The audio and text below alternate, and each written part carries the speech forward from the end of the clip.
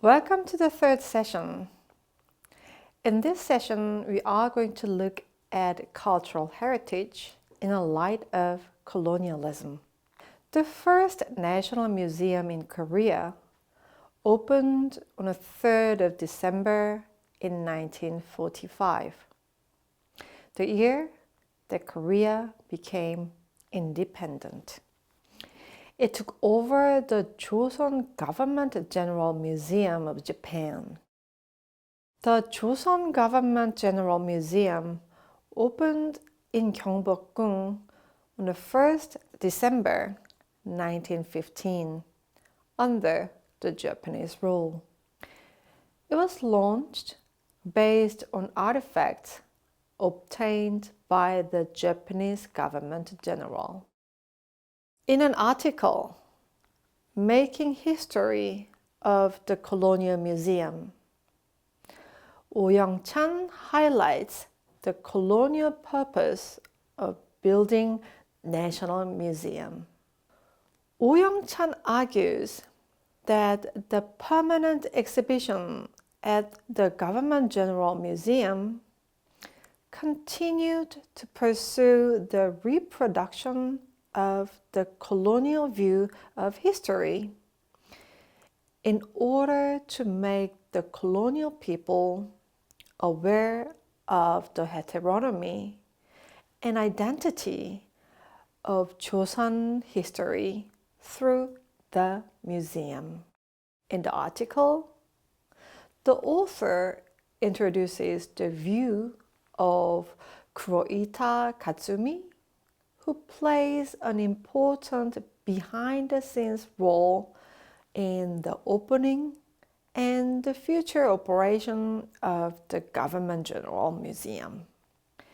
His quote provides important implications for understanding the purpose of the museum's establishment. Summing up the quote, Kuroita Katsumi emphasizes the necessity of museums in cultural politics in Korea. Through the museum, the goal was to inform colonial Joseon people of their cultural history through real objects and promote awareness.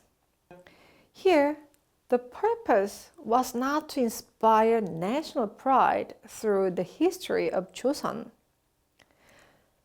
It is to promote self-awareness and divergence by allowing people to confirm their inferiority and backwardness through comparison of past history of Joseon against Japan, China, Europe, and the United States. It is stated that it has a high purpose of revealing the heteronomy and identity of Joseon history through the museums, thereby preventing people of Joseon from advocating political independence. In another article, mainly focused on displayed items in Colonial Museum, the same author, Oh Byung-chan, explains that the first registered relics of the Government General Museum were weapons and military supplies used by the Korean Empire Army. By confiscating and displaying the weapons of the Korean Empire Army at the Government General Museum, the museum attempted to convey the decline and helplessness of Joseon through the underdeveloped image of Joseon Army's conventional weapons, such as swords and old-style guns, while at the same time depicting the military victories and military power of the Japanese Empire. It was intended to symbolically show subduing the enemy. The Taiwanese Government General Museum, built by Japan, which opened in 1908, also displayed the Taiwanese weapons, which can be said in a same context. By visually presenting the backwardness of weapons, the museum showed the gap in military power, thereby eliminating the justification for military suppression and the beginning of future resistance. This can be said to be a highly political act that reproduces colonial symbolism. Currently, there are about 67,000 Korean cultural properties are located in Japan, of which 111 are registered as important cultural properties or treasures of Japan. Efforts to return these cultural properties have continued since 1965. Such efforts were also made by Korea and Japan's civic groups. The return of Year-week of Joseon Dynasty in 2010 can be said as one of the fruits of those efforts.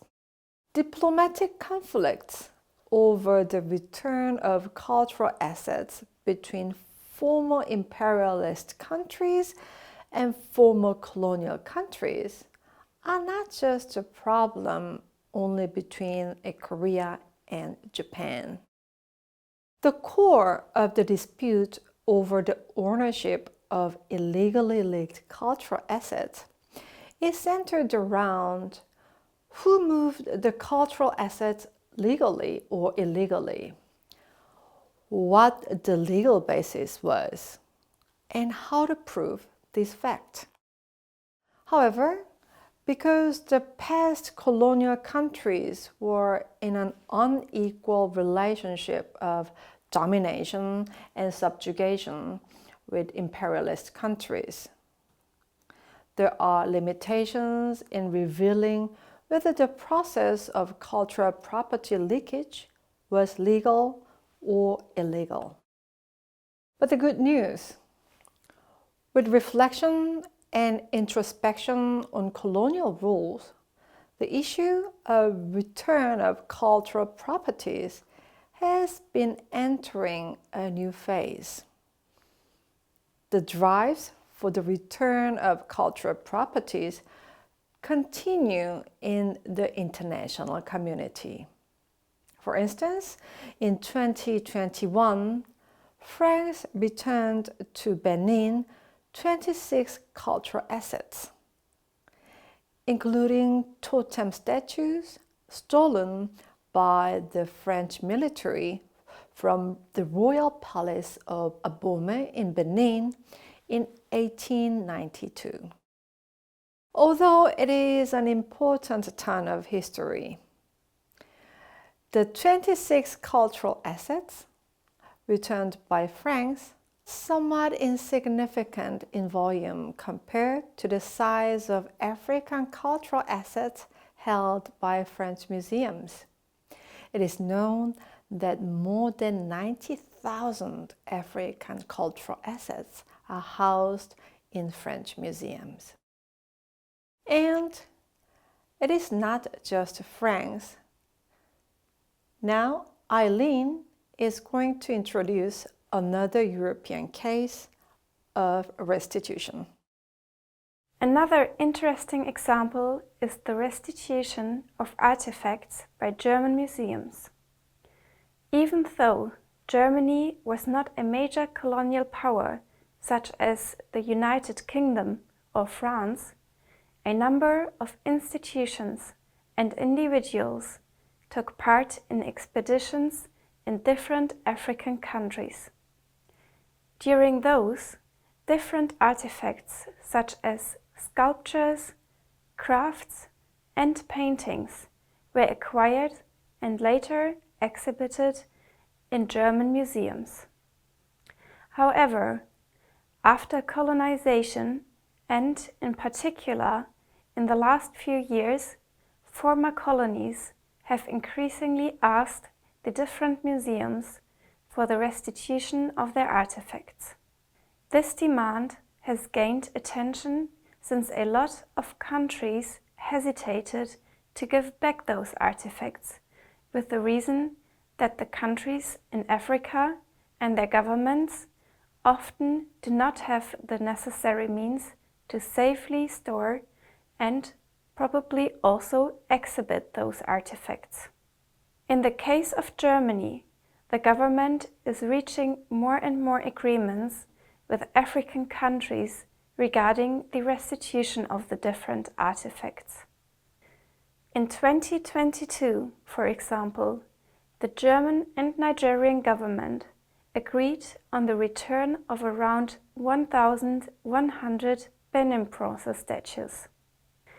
Usually, those agreements follow the signing of a memorandum of understanding with the African counterpart, leading to the transfer of ownership of those artifacts.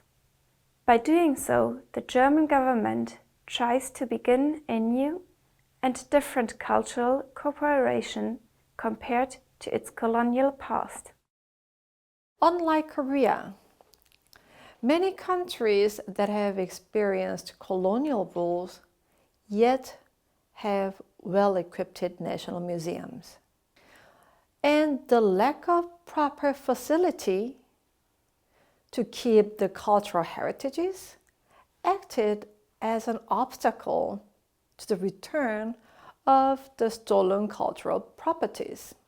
However, fellow former colonies are contributing to removing those obstacles. The case of the National Museum in the Democratic Republic of the Congo, built by Korea, may be a case in point.